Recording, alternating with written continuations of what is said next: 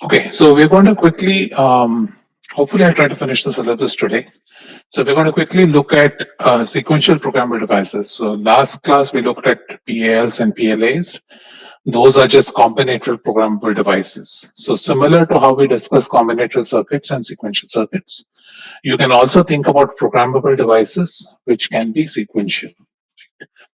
So let's look at how to extend a PLD to a sequential logic, right? So typically if you think about an AND-OR array, right, this is your combinatorial circuit. So when you did your ROMs and PLAs or PALs, this was what you implemented, right? Having this AND-OR array circuit which was connecting a bunch of inputs to a bunch of outputs.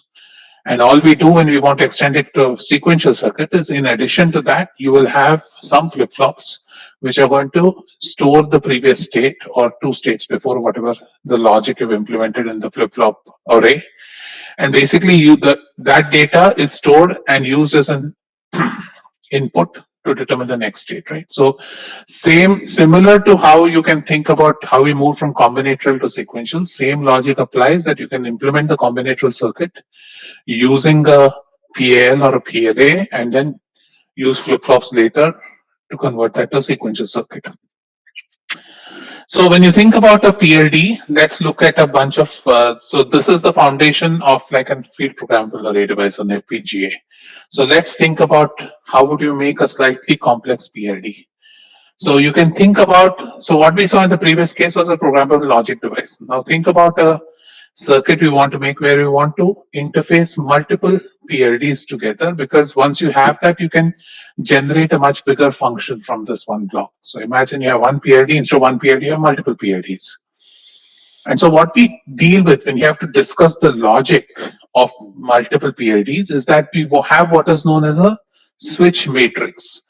So what is a switch matrix? Switch matrix is nothing but a connection of switches which can be electrically, either closed or open, so either shorted or open, and you use that to direct information from one PLD to the other or from input to output. So what happens is that you can think about this entire complicated circuit as an IO block on either side with a programmable switch matrix sitting in between, which allows you communication between the various PLDs and between the inputs and the PLDs. So when you come in to program the device, so how you're programming is you're programming these individual PLDs and you're programming this switch matrix, right? And that gives you, so again, these things again are extending the same logic we had in ROMs and PLAs into sequential circuits.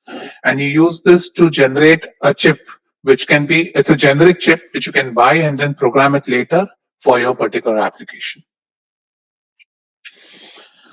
So again, the advantage is that this programmable matrix allows for hardware reduction, right? You can use the same hardware and do multiple, you can get multiple functions out of it. And therefore, generally when we use sequential circuits, we tend to have much more functions from the same amount of chips if you can. So this is the foundation of a FPGA or a field programmable gate array, right? So FPGAs are a very popular chip. I briefly discussed this sometime a few classes behind. So the first FPGA was built by Xilinx in 1985. And what does it do? It provides the ability to program all the blocks in the circuit. You can program the IOs, combinatorial, sequential. So it is a very powerful chip in the sense that any circuit you dream of, it can be programmed on that particular IC. So in that sense, having one FPGA allows you the functionality to implement any circuit on that one piece of silicon. It is completely field programmable, right? And when you say field programmable, what does it mean? Remember when I spoke about the ROMs, I said about it being field programmable or manufacturing, programmable at manufacturing. So field programmable means the chip is out of the foundry and then you can use it at the user end, you can program it and then launch it into the field, right? So it gives you the power to collect user data, collect product data in a regular operation or in your envisaged operation mode of the chip. So it gives you real active data, which becomes very useful when you're designing products. And so again, how do you get this programmability? You get this programmability by designing what are known as lookup tables. So remember, if you think about a ROM, A ROM is nothing but a lookup table, right? That is, once I give an address, I get the data out. So what I'm essentially doing is mapping a bunch of addresses to a bunch of data. So similarly, the field programmable gate array, the basic combinatorial logic in that is a lookup table which consists of RAM. So it is no longer a ROM but rather a RAM. Again, difference between ROM and RAM. ROM is one time write, whereas RAM is multiple read and write. So what you do is when you use the FPGA is that you can program these lookup tables based on the memory present in these individual chips, and then use that to program your particular logic block. So this lookup table is the heart of the FPGA. It helps you design the combinatorial logic that is needed for these subblocks in the FPGA. From a manufacturing and a power standpoint, you see that this is a very dense block. So it is made up of very fast devices with very lot of interconnections. So it is a very power hungry chip. So it's a dense block, which means you have to worry about power density, you have to worry about temperature changes, you have to worry about reliability issues. So in general, the FPGA is testing the manufacturing to the limit, because and also the other problem with FPGAs tends to be very expensive because they are normally built in the cutting edge technology available at any given point of time. And so when you buy these chips, they're usually so for example, today, if you go out on the market, you'll find a 7 nanometer FPGA available, right? And so they're normally used for pipe cleaning. And again, the advantage comes because this FPGA gives you the power to electrically program it and put it out in the field. It has to be done at a very advanced technology node. Otherwise, there is no advantage to doing an FPGA because you can get the same functionality by doing an ASIC. Right? The whole advantage of FPGA is it gives you an early look at how your ASIC will eventually look in the market. And as I said, one of the biggest advantages where people use FPGAs the most is because it provides a prototyping solution for any ASIC that you eventually plan to launch in the market. All right. So how does it work? Again, what is made up of the basic building block of an FPGA is you have an IO block, you have what is known as a combinational logic block or a CLB. And that is nothing but made up of RAM, made up of logic devices. So it has the lookup table as a part of this CLB, right? So this combinatorial logic block consists of the fastest transistors, fastest gates, and it's again programmable. In addition to that, what you have is a switch matrix, which is put around the logic block, and this helps you set up the interconnections between the various logic blocks that you have in design. Right? And so essentially, what happens is the real FPGA looks like these CLBs tiled together, right? So these are all tiled together. So you have one big matrix of switches and interconnects that can be programmed. And you have a bunch of CLBs which can be individually programmed. And so basically this gives you the freedom to pick and choose how you want to design these individual components for information flow through them. Again, you have a bunch of IO blocks, you have a bunch of CLBs. And if you look inside this matrix, this is how the matrix looks like. There's a bunch of metal lines running with the fuse matrix present here. And this is an electrically programmable fuse that is present here, and that helps you pick and choose which line needs to go to which other line, right? So as a user, you have individual control over picking how information flows at every intersection of these switch matrices. So here, I don't want to go too much into the design. I'm just giving you, you can read more about it online. The textbook is a pretty old chips, but you can definitely, Xilinx website is a great source to look at what are the kind of FPGAs. They have a lot of data sheets present. So you can look at that. Again, what I wanted to show is it's basically a bunch of different MSI chips that you have here. So get used to now looking at digital systems with a lot of MSI chips present in it. Okay. So typically these are your muxes, and then you have D flip-flops, you have a bunch of logic circuit, etc. Again, another IO block. Again, the IO block, the difference between a CLB and IO block is CLB is a very digital heavy circuit, and an IO block, because it deals with the external environment, tends to have a lot of analog components in it. So from an electronics point of view, you see that an IO block will expect you to learn more in terms of analog design, whereas a CLB will be very heavy on digital design.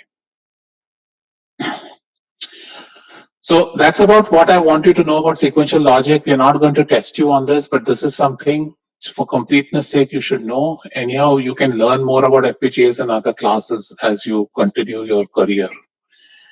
So before I wind the class, I just wanted to give you a very brief introduction into what is computer architecture. And with that, I will stop this. With that, I will complete the syllabus for this semester. So when you think about any digital system, we talk about different levels of abstractions. There are different ways by which you can model the system. Why is this abstraction important? Because it helps you understand how the system works, helps you design the system, and each of us have different layers of expertise, right? So each of us at different abstraction layers can optimize the circuit or can optimize the system for its given function. So right from software, you have all the way down to physics, which are nothing but electrons, right? So because eventually current is made up of electrons. So so you can think about any system at these various abstraction levels, right? And right now, if you look at it, we are somewhere sitting in this level between logic and digital circuits. Eventually, you'll have to, if you want to go into architecture, you'll move up here. If you go into circuit design and semiconductors, you move down the chain. So what is architecture? Architecture is nothing but a programmer's view of a computer. So you can look at a computer either top down or bottom up. So a circuit designer looks bottom up, a programmer looks top down. So he's not interested in knowing how is the transistor aligned, but rather what is the flow of logic in the given system. Okay.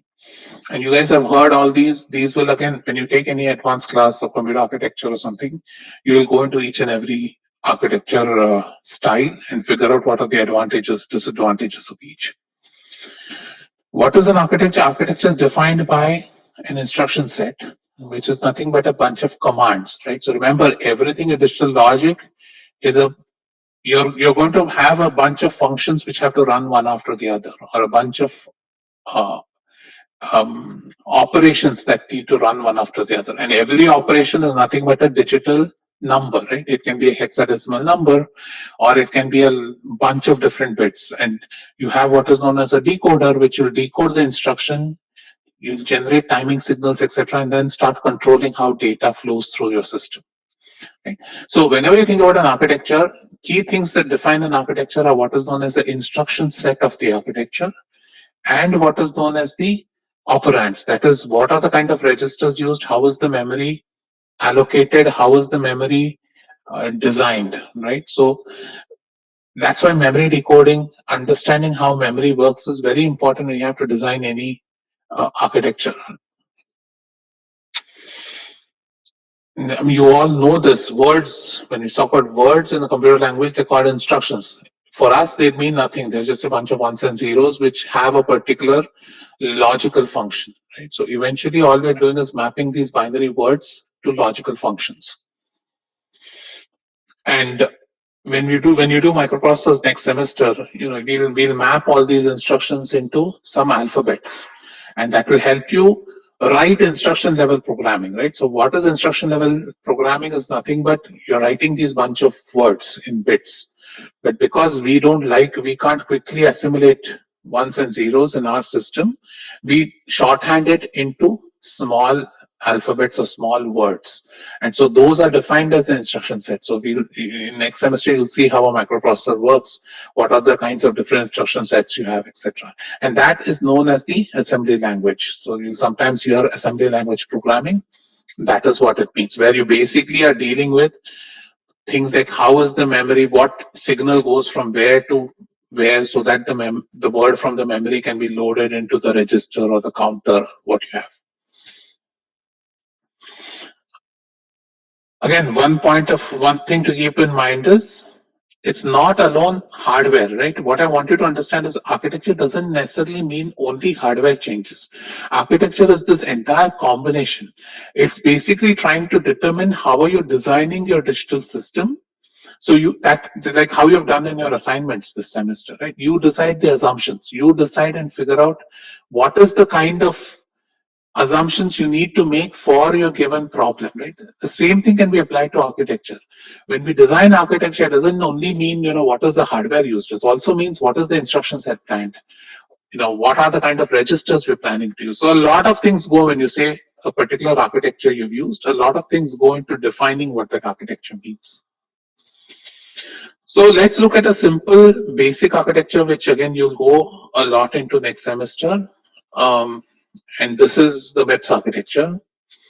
And this is from one of my profs. They're very basic principles. In fact, these are good rules to follow whenever you design anything in electronics, right? Simplicity favors regularity. So keep it simple. The other thing is you cannot optimize for each and every operation for your system. As you start designing complicated systems, there are a lot of functions that the system needs to work with. Not when you're a designer, you can't basically say, okay, each and every operation there is optimized perfectly, it's going to be the fastest. You cannot do that. If you do that, you'll end up creating a very big circuit, which might be more expensive. So what we say is we figure out what are known as common cases. And we'd say that, okay, we'd make the common cases fast. The rest of them, we'll deal with them. Once in a while, I might have. So again, the probability comes in, right? Where you're trying to figure out how does the data look? What can I optimize so that most of the time my circuit will work in its optimized fashion. This comes from semiconductors, circuit design and all that. Smaller is faster. So generally, if you want to implement a fast architecture, you'll go with the best technology available. Smaller and faster also goes in terms of designing circuits, also in terms of designing gates, right? When you have to implement a function, you want to implement it with the least number of gate stages possible, because we know that that is going to give you the fastest circuit operation. And this is something key which you will come time and again in your life if you choose a life of design, is that you need to learn the art of making a compromise, right? Not, you cannot satisfy all requirements of a customer or of a design. So you need to identify, and that is where design becomes harder. That's why design is not something which can be taught. Design is something which you have to eventually learn how to do, because it's these compromises that you need to identify. What is the cost for implementing each every design, and what is the compromise I'm making to put that into the system? Okay.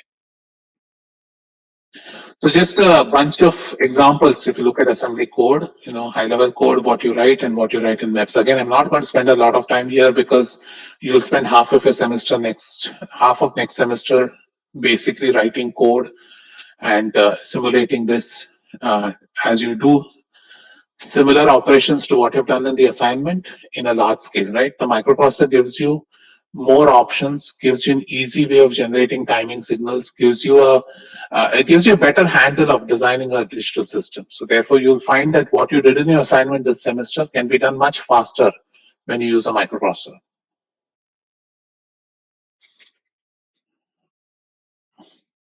So let's look at some of the defining characteristics of any new architecture if you think about it. The primary defining characteristic is what is the word length, right? When you say there is a data word, what is the word length? That defines the architecture. What is the size of the registers? Remember, some of you might have used it in your assignment also. You use registers a lot because that is where you want to temporarily store data. Say you want to use the data later, you'll temporarily store the data somewhere in a register. So what is the size of that register? That determines what is the architecture using.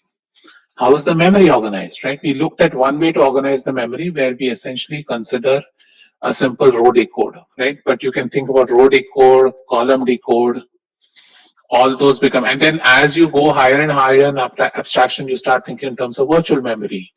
And so again, depending on which level of abstraction you are, that determines what kind of architecture you're looking at. What is the instruction set, right? As I said before, instruction set, what do these instructions mean? What are the kind of instructions your architecture supports? All that also defines what your architecture is, right?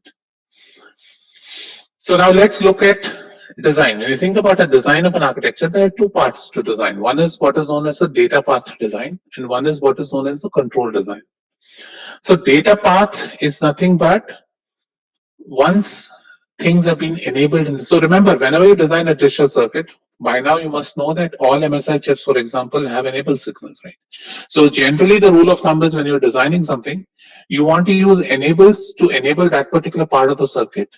And then once you're done with that part of the circuit, you want to disable it, right? So when you think about it that way, what you essentially have is you have a bunch of gates and a bunch of logic, which is just doing the enable signal generation, right? So what it is doing is whatever your instruction is, user instruction is being converted into a bunch of timing signals. So there's a large part of the circuit which is doing that, and that is known as the control circuitry, or the control circuitry design for the architecture.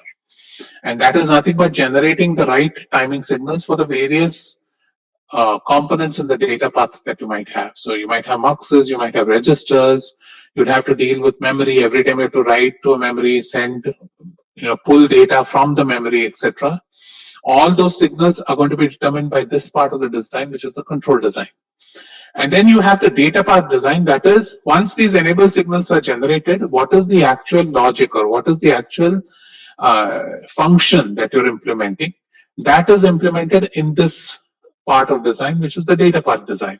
And that basically includes things like memories, things like registers, ALUs, muxes, right? So ALU is one of the most simple basic building blocks of any computer, if you take, right? And the ALU all know is an arithmetic logic unit. So simple things like addition, subtraction, making logic determination, like is one is greater than the other or less than the other. So I can help, you can think of an ALU as a very simple 4-bit ALU, or you can start thinking in terms of larger and larger ALUs. And then, we didn't even touch on floating point arithmetic. If you guys go into DSP, you'll see that floating point arithmetic becomes a large part of a DSP processor. So when you're looking at DSP architectures, for example, a lot of energy is spent in designing the right ALU so as to get the most accurate result from the DSP. So let's look at what are all the different state elements in a microprocessor, right? So in a microprocessor, you have what is known as a program counter. Again, this is very basic. You'll go through all this again next semester in microprocessor. So if you don't follow, it's fine. I'm just trying to, join the dots between where this semester ends to where next semester will begin. And so if you look at a microprocessor, you have something known as a program counter. This program counter is basically holding the instruction set. So you have a bunch of instructions that need to be executed. The program counter is counting through these instructions one after the other. Then you'll have what is known as an instruction memory. This is where all the instructions will be stored, right? So the program counter counts at which address. So the program counter will flip through these instructions one after the other and then send it on for execution. Then we have a bunch of registers. So if you look at any microprocessor, it has tons of registers. That's why cache becomes important for microprocessor performance, right? These registers basically are needed to keep writing. So anytime you want to store any data which you want to manipulate, you'll always do it as you'll bring the data, put it in this register, and then start manipulating off this register. So we have a lot of register files that we'll be working all the time. So a large part of your instruction set will be pulling data from the memory, putting it into this temporary register, then working off that temporary register. And so now you see here that you have 32 bits here, right? So this is for a particular 32-bit processor. So you begin to see that all these data lines are now 32-bit long, as opposed to the simple ones where we had in our class with 1 bit or 4-bit.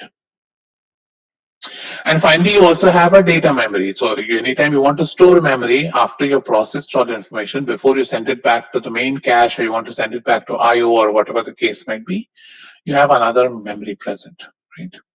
So these are generally the state elements. So remember, these are when I say state elements, these are basically clocked elements, right? So which means that your entire system has a clock which is going to keep track, which is going to help you design timing signals, right? So that clock again becomes very important, and that dictates the speed of your eventual processor or architecture.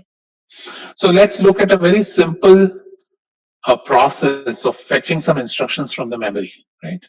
So again, think about it. You have an instruction memory, you have a program counter, you have a register file, and you have a data memory. So first thing, suppose I want to do this, I want to execute an operation, say. So the first thing I do is the program counter tells me which instruction I am currently at. And so that program counter feeds to the instruction memory, and what comes out at the instruction memory is the actual instruction, right? So the instruction, which is a bunch of zeros and ones, shows up at the instruction output. Once that is given, that instruction is then stored in the register file, and then you decode that instruction, figure out what is it that it's doing, and then pull in the required inputs from the memory, right? For example, in this case, I want to extend the sign. Suppose it is an 8-bit instructions. I'm using a 32-bit memory. Then I will extend the sign. So that is either make it all ones or all zeros in the beginning. So again, this depends on what is the kind of architecture I'm using. And then I can, once I get the two data words, I can think about putting it in an ALU, right? And then that ALU either can be adding, subtracting, and be doing any logical operation on that particular set of words. Once I do that, the output of that result is basically stored in the data memory. And then the data memory, I can then use the data memory to compute what the next address should be, and then go to the next instruction. Right? So what happens is that this program counter is basically going to keep counting through your instructions. So when you enter an assembly language code, it has a bunch of instructions written one after the other. And the program counter is going to shuffle through them one by one. That's why it's a counter. It is going to count from 0, 1, 2, and as it counts, it's going to keep executing these instructions. And so whenever you design the architecture, you want to ensure that you have a way of figuring out also when the instruction is completed. Right? So again, this is a very simple flow that I've shown, but eventually you need to keep things in mind as to how exactly are you going to determine when an operation is completed. So you need to raise the right signal once your operation is completed so that the program counter knows it needs to update its status to the next instruction. Okay. So these are some sample chip designs for anybody who's interested. You know, these were 1971, long time ago, large transistors. That was the first Intel microprocessor, 4004.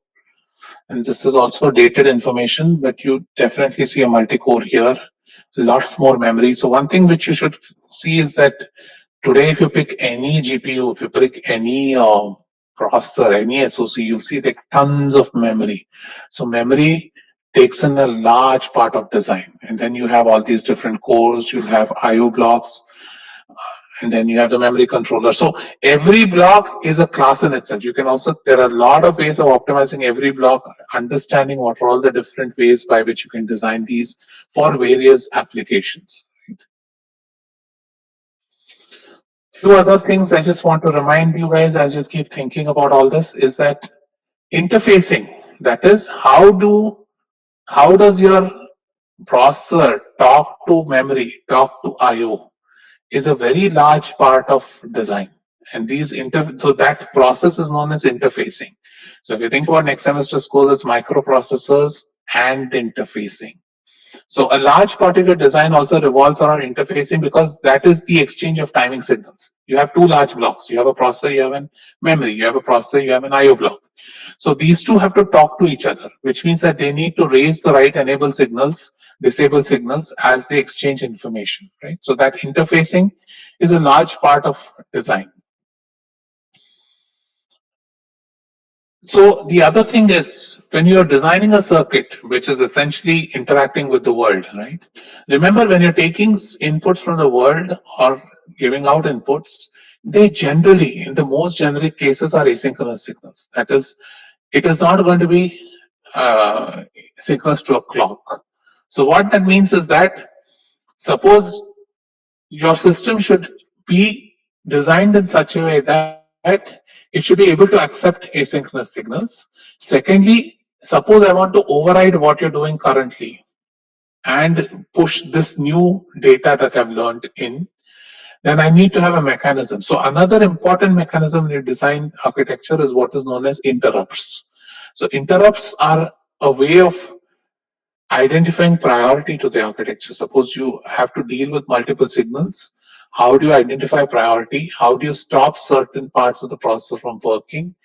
How do you ensure that they get the new priority and so on, right? So interfacing is one part, interrupts is the other part that you'll learn.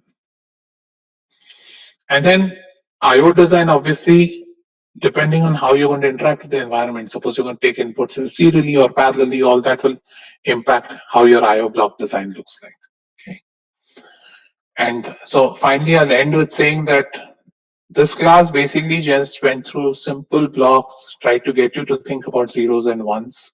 So hopefully next semester you guys will be able to appreciate microprocessors better and figure out how to build user-friendly systems. Okay.